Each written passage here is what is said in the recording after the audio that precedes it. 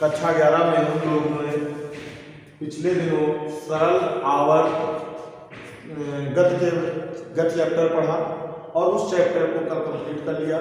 उसके न्यूमेरिकल भी कल आप लोगों को मैंने उपलब्ध करा दिए थे। अब आज आपका नया पाठ आता है यांत्रिक तरंग। चैप्टर आता है यांत्रिक तरंग, बहुत ही महत्वपूर्ण चैप्टर है आपका। क्वेश्चन एक मिलेगा इसमें परीक्षा में आपको इस चैप्टर से। यांत्रिक तरंगें पढ़ते हैं। इसमें देखिए पहले आप जो है पहले हम देखते हैं तरंग क्या है। तरंग क्या है? अगर हम देखते हैं कि अगर रस्सी को हम बांध देते हैं, एक रस्सी को एक सिरे से बांध देते हैं और यहाँ पर हम झटका देते हैं तो ये क्या होता है, यहाँ पर हमको ऐसा लगता है कि रस्सी जो है वो आगे चल रही है। ठीक, तो आगे चल रही है, परंतु ऐसा नहीं होता है। उसमें क्या होता है, ऊर्जा जो होती है, यहाँ पर ऊर्जा अपनी ऊर्जा के कारण, जैसे आपने उसको झटका दिया तो उसको क्या दी आपने, रस्सी के कणों को ऊर्जा, तो वे कण अपनी माध्य स्थिति के इधर उधर कंपन करने लगते हैं। और इस कंपन करने में पहले ये कण कंपन करता है, उसके बाद उसने ऊर्जा इसको दे दी, ये कण कंपन करने लगा, उसके बाद उसको दे दी, वो अगला कण कंपन करने लगा। तो ऐसा लगता है ये कण में ऊर्जा आगे चलती है, ना कि रस्सी आगे चलती है। ठीक, तो इसी को जो ऊर्जा आगे बढ़ती है उसी को हम क्या कहते हैं, तरंग कहते हैं। परिभाषा क्या बनेगी कि किसी माध्यम में विक्षोभ के आगे बढ़ने को हम क्या कहते हैं, तरंग कहते हैं, या ऊर्जा के आगे बढ़ने की प्रक्रिया को हम तरंग कहते हैं। ठीक, अब ये तरंगें आपकी होती कितने प्रकार की हैं, तो इन तरंगों को डिवाइड किया गया है आपका 3 प्रकार। पहली तरंग आपकी होती है यांत्रिक तरंग। पहली तरंग क्या होती है, यांत्रिक तरंगें। दूसरी होती है विद्युत चुंबकीय तरंग, विद्युत चुंबकीय तरंग। और तीसरी होती है द्रव्य तरंग, तीसरी होती है द्रव्य।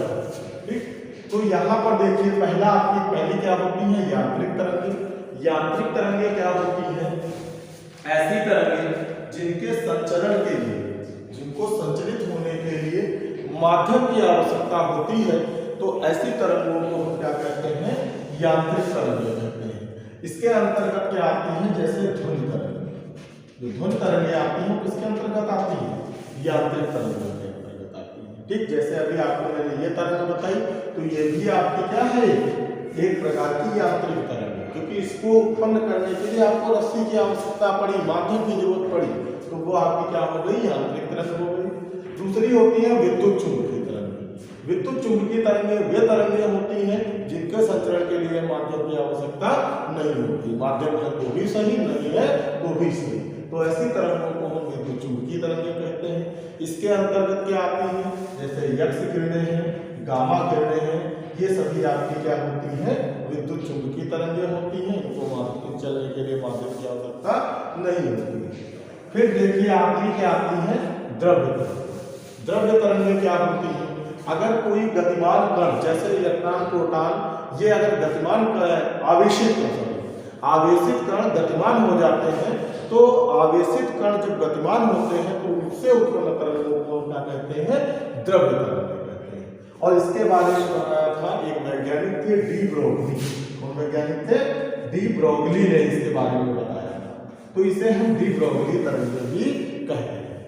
तो यहाँ पर आपको कक्षा 11 में सिर्फ यांत्रिक तरंगों के बारे में पढ़ना है, बाकी ये तरंगें आप सभी लोग इसमें पढ़ेंगे, तो इसमें पढ़ेंगे 12 में पढ़ेंगे। ठीक, तो देखिए यांत्रिक तरंगें क्या होती हैं, सिर्फ आपको इसमें क्या पढ़ना है कक्षा 11 में, यांत्रिक तरंगें के बारे में। तो यांत्रिक तरंगें आपको मैंने बताई, ऐसी तरंगें जिनके संचरण के लिए माध्यम की आवश्यकता होती है, तो उन्हें हम यांत्रिक तरंगें कहते हैं। ये तरंगें 2 प्रकार की होती हैं, एक होती है अनुप्रस्थ तरंगें और दूसरी होती है अनुदैर्ध्य तरंग। दूसरी क्या होती है, अनुदैर्ध्य तरंग। ठीक, अनुप्रस्थ तरंगें देखिए क्या होती हैं, अनुप्रस्थ तरंगें वे तरंगें हैं जिनमें माध्यम के कण तरंग के चलने की दिशा के, मान लेते हैं तरंग इधर की ओर चलेगी, तो तरंग के चलने की दिशा के लंबवत कंपन करते हैं। जब माध्यम के कण तरंग के चलने की दिशा के लंबवत कंपन करते हैं, तो उत्पन्न तरंग को हम क्या कहते हैं, अनुप्रस्थ तरंग, अनुप्रस्थ तरंग कहते हैं। और इसमें जो तरंग होती है वो किसके रूप में चलती है?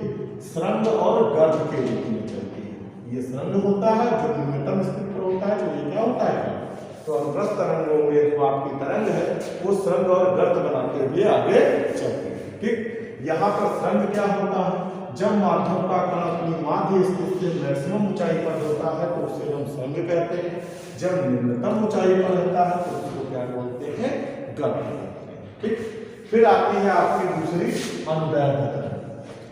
अनुदैर्ध्य तरंगें क्या होती है? ऐसी तरंगें जिसमें जो माध्यम के कण होते हैं वो तरंग के चलने की दिशा के समांतर कंपन करते हैं। तो ऐसी तरंगों को हम क्या कहते हैं? अनुदैर्ध्य तरंग कहते हैं। इसमें विरलन और संपीड़न होते हैं। जैसे देखिए यहाँ पर अगर स्प्रिंग को आप खींचकर छोड़ देते हैं तो स्प्रिंग में क्या होता है? कहीं स्प्रिंग आपकी सिमट जाती है, कहीं फैल जाती है। जहाँ फैली होती है उसे हम विरलन कहते हैं, जहाँ सिमटी होती है उसे क्या कहते हैं? संपीड़न। ठीक, या आप जो है स्वरित्र ले लेते हैं, द्विभुज स्वरित्र ले लेते हैं, इसकी दो भुजाएं हो और इस पर अगर आप शोध करते हैं तो ये इस तरीके से अपनी माध्य स्थिति के इधर उधर कंपन करने लगता है। तो इससे भी जो तरंग उत्पन्न होती है वो भी आपकी कैसी होती है? अनुदैर्ध्य तरंग होती है, उसमें भी विरलन तथा संपीड़न। ठीक, ये हो गई आपकी अनुप्रस्थ तरंग और अनुदैर्ध्य तरंग जो कि यांत्रिक तरंगों के प्रकार। फिर इसके आगे आती है इन तरंगों से संबंधित परिभाषाएं। तो पहला आपका आता है आयाम। इनका सबका यूज होगा। आयाम हालांकि पिछले चैप्टर में भी आप पढ़ चुके हैं। आयाम क्या होता है? किसी भी तरंग जो माध्यम का कण होता है अपनी माध्य स्थिति से जितना मैक्सिमम ऊंचाई तक जाता है वो आपका पॉजिटिव में जाए या नेगेटिव में जाए, उस दूरी को हम क्या कहते हैं? आयाम कहते हैं। और काय से रिप्रेजेंट करते हैं? ए से प्रदर्शित करते हैं। दूसरी परिभाषा आपकी आती है इसमें आवर्त काल। क्या आती है? आवर्त काल। आवर्त काल क्या होता है? देखिए कोई तरंग अपना एक पूर्ण चक्कर पूर्ण करने में जो समय लेती है उसे हम उसका क्या कहते हैं? आवर्त काल कहते हैं। और काय से रिप्रेजेंट करते हैं? टी से रिप्रेजेंट करते हैं, टी से प्रदर्शित करते हैं। इसके बाद आपकी आती है आवृत्ति। क्या आती है? आवृत्ति। आवृत्ति देखिए क्या होती है? किसी भी तरंग के द्वारा 1 सेकंड में जो जितने चक्कर पूरे किए जाते हैं वो उसकी क्या कहलाती है? आवृत्ति कहलाती है। और काय से रिप्रेजेंट करते हैं? स्मॉल एन से प्रदर्शित करते हैं। फिर आपको अगली परिभाषा आती है तरंग दैर्ध्य। तरंग दैर्ध्य क्या होती है? कोई तरंग एक पूरा चक्कर करने में जितनी दूरी तय कर देती है। तरंग दैर्ध्य क्या है? एक प्रकार की दूरी। तो जितनी दूरी तय कर देती है उस दूरी को हम क्या कहते हैं? तरंग दैर्ध्य कहते हैं। और इतने में जो लगा समय होता है वो क्या कहलाता है? आवर्त काल। ठीक, फिर आपकी आती है कला। कला क्या होती है? किसी समय में कोई कण कितनी ऊंचाई पर अपनी माध्य स्थिति से कितनी दूरी पर है तो जो कोण बनाता है वो क्या कहलाते हैं? कला कहलाती है। और दो कणों के बीच जो कला में अंतर आता है उसे हम क्या कहते हैं? कलांतर कहते हैं। काय से प्रदर्शित करते हैं? काय से प्रदर्शित करते हैं। आज के लिए इतना ही है।